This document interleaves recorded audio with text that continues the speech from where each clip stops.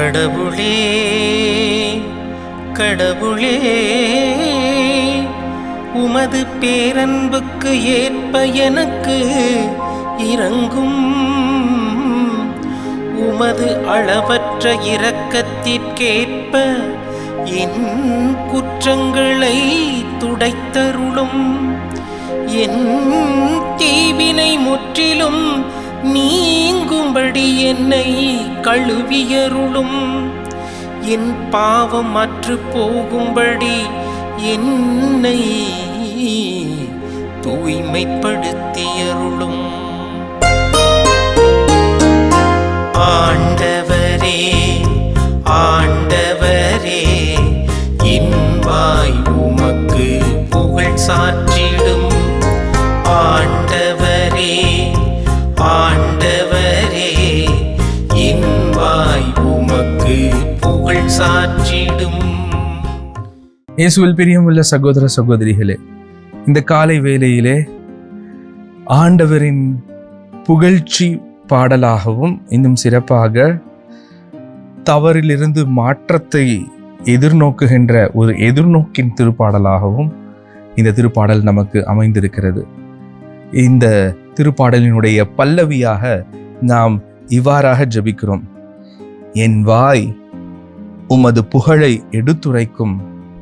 எடுத்துரைக்க வேண்டும் என்ற விண்ணப்பத்தையும் வைக்கின்ற ஒரு பல்லவியாக அமைந்திருக்கிறது. நாம் காலை வேளையிலே என்னுடைய இதழ்கள் நல்வார்த்தை பேச வேண்டும், என்னுடைய இதயம் நல்லதை சிந்திக்க வேண்டும். ஒரு மகிழ்ச்சிகரமான சூழமைவிலே நான் என்னுடைய காலையின் முதல் நொடி பொழுதுகளை ஆரம்பிக்க வேண்டும், அந்த நாள் முழுவதும் ஒரு மகிழ்ச்சியாக அமையும் என்று நினைக்கிறோம் என்றால் நினைக்கத்தான் வேண்டும். அந்த ஆசியை இந்த திருப்பாடல் நமக்கு இன்று கொடுக்கின்றது. ஆண்டவரே, என் இதழ்களை திறந்தருளும், உமது புகழை பாட வேண்டும் என்று ஜெபிக்கிறார் இந்த திருப்பாடல் ஆசிரியர். காரணம், அவருடைய வாழ்விலே வந்த சோகங்கள், துயரங்கள், பாவ சூழ்நிலைகள் தன்னை பின்னுக்கு இழுத்து வாழ்க்கையில் வளர விடாமல் அவரை ஒரு நொடி பொழுதிலே முடக்கப்பட்ட ஒரு சூழ்நிலைக்குள்ளாக சென்ற அந்த தீமைகள் எல்லாவற்றையும் நினைத்து பார்த்து இதை விட்டு நான் புதிய வாழ்வுக்கு செல்ல வேண்டும் என்று எண்ணி ஆண்டவரிடத்திலே மன்றாட்டை எழுப்புகின்ற திருப்பாடலை தான் நாம் இன்றைக்கு ஜெபிக்கின்றோம். ஒவ்வொரு நாளும் நாம் உறங்கச் செல்கின்ற பொழுது பல தீமைகளோடு நாம் உறங்கச் செல்கிறோம். ஆனால் காலையில் ஆண்டவர் அதனை புதிதாக மாற்ற வேண்டும் என்று இந்த நாளிலே நாம் ஜெபிப்போம். பிரியமுள்ளவர்களே, இந்த திருப்பாடல் ஒரு விடுதலையை தருகின்ற, மீட்பை எதிர்நோக்குகின்ற ஒரு திருப்பாடலாக அமைந்திருக்கிறது. பாவம் செய்து விட்டேன், நான் என்னுடைய நிலையை இழந்து விட்டேன் என்று தாவீது அரசர் நினைத்தாலும் ஆண்டவருடைய இரக்கத்திற்குள்ளாக தன் வாழ்வை அர்ப்பணித்து புதிய வாழ்வாக அவர் மாற்றிக்கொள்கின்றார். ஆகவேதான் இந்த திருப்பாடலிலே அவர் ஜெபிக்கின்றார். நாமும் ஜெபிப்போம். பிரியமுள்ளவர்களே, நாம் பழைய நிலைகளிலே நாம் தோல்வியுற்றிருக்கலாம், ஆனால் புதிய நிலையிலே நாம் மீண்டுமாக எழுந்து நடக்க வேண்டும். அந்த எழுந்து நடக்கின்ற ஆர்வத்தை அவர் நமக்கு கண்முன் வைக்கின்றார்.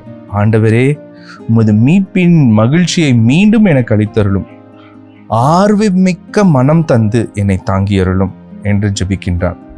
இந்த ஆர்வம் மிக்க மனம், நான் தொடர்ந்து நல்லதை செய்ய வேண்டும், மாற்றிக்கொள்ள வேண்டும் என்ற அந்த ஆர்வம் என்னிலே இருக்கின்ற பொழுது நாம் உயர்ந்த ஒரு இடத்திற்கு போக முடியும். இறைவனின் இரக்கம் அதனை உணர்ந்து கொள்ளும்.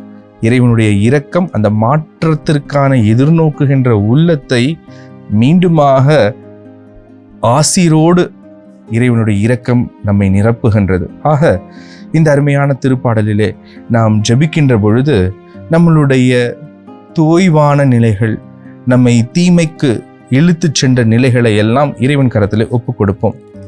இதோ நாம் புதிதான ஒரு வாழ்வை எதிர்நோக்குகின்ற உள்ளத்தை நாம் கேட்போம். இந்த நாள் எனக்கு ஆர்வமிக்க மனம் தருகின்ற நாளாக அமைய வேண்டும் என்று நாம் ஜெபிப்போம். பிரியமுள்ளவர்களே, இந்த தவறுகள் எல்லாம் நமக்கு கற்றுக் கொடுப்பது ஒன்றே ஒன்றுதான். என்ன? நான் ஆண்டவரின் இரக்கத்தை பெற்று நான் புது வாழ்வுக்குள்ளாக செல்கிறேன் என்று நாம் ஆர்வத்தோடு எதிர்நோக்கி இருக்கிறோம் என்றால் பிறர் பாவம் செய்கின்ற பொழுது அவர்களை மன்னிக்கின்ற, அவர்களை ஏற்றுக்கொள்கின்ற, அவர்களை உணர்ந்து கொள்கின்ற எண்ணம் என்னிலே இன்னும் அதிகரிக்க வேண்டும். அதுதான் நமக்கு இந்த திருப்பாடல் கற்றுக் கொடுக்கின்றது. ஆகவே ஆர்வமிக்க மனம் தாரும் என்று ஜெபிப்போம்.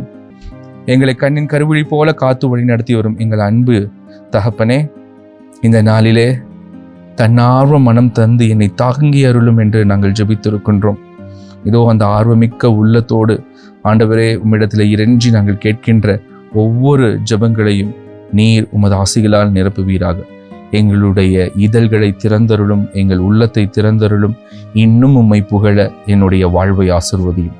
இதை எங்கள் ஆண்டவரும் மீட்பும் இரட்சகருமான கிறிஸ்து வழியாக உம்மை மன்றாடுகின்றோம். ஆமென்.